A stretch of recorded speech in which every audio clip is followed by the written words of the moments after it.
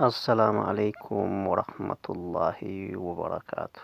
جراتن كم يرتون ما نرمو فيا نجها أدا أبي تكو كبادي سني لوفي أبي شيء ورا قرآن كراو بربادو في أبي قرآن تصوير أفان نرمو تيني هيك كم يجرا هد تجرا أنا قالوا كنا تلي تكو إسنتي يمو بربادا وروني channel كي يا فارا وتاتن subscribe like goda karaa tiktokaa kanarraan argachuu dandeettucha yuutuuba kiyya appicha mee gadi buufnee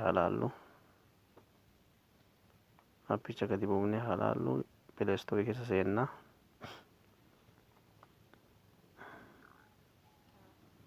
pileestoorii keessa maal jennee barreessinaa qura'aan ENC jenna qura'aan ENC jennee barreessina jechaadha. Download godhannaa install goona install as tuqnee gadi buufannaa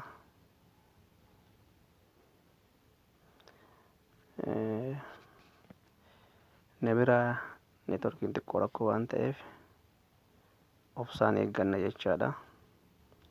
Baay'ee bareeda afaan oromootiin hiika afaan biyyoota hedduuf keessaa qaba achi keessaa ka afaan amaaraa barbaade ka afaan oromoo barbaade ka ingiliffa barbaade afaan biyya kamiitiin ni jira jechuudha.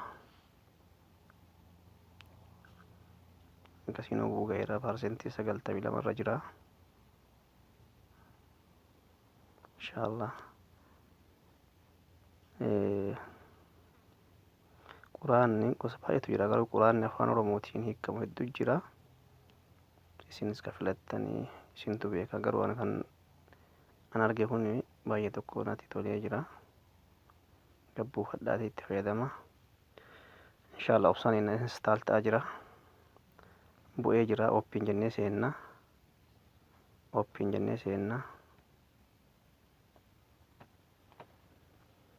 open yoo jennee seennu gara keessa nu naqachaadha. ammasitti afaan biyya hedduutiin jira as kana duuba tuqxee keessaa baata. kanaafuu afaan garaagaraatiin jira jalaale afaan biyya adda addaatiin ka internationally afaan ingiliffaa jira faranchi jira afaan ispaanish jira portugal jira jarman jira turkishaan jira turkishaan gosa hedduu jira jecha inni afaan indoneeziyaa jira Philippine jira Persian Urduun Kurdish Bosnaan Chaayinaan Indiyaan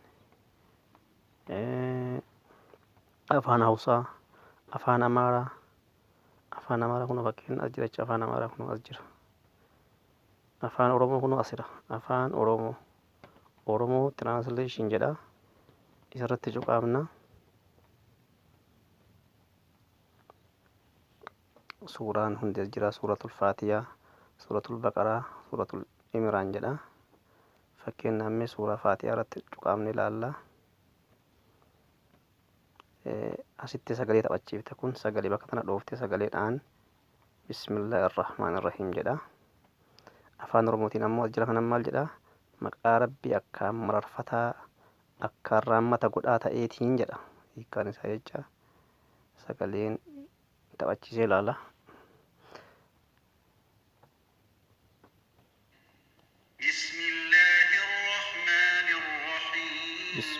bismillahirrahmaanirrahiim jedha laal kattanuu taphachiifnaa qola harkifnaa inni ofidhe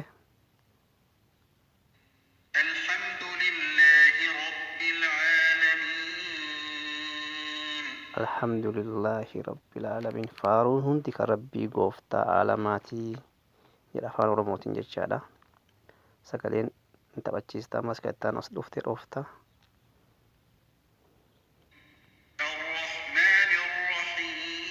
arrahmaanirrahiim jedha akkanatti taphachiistan jecha hundasaa akkaan mararfataa akkaan raammata godhaa jedha.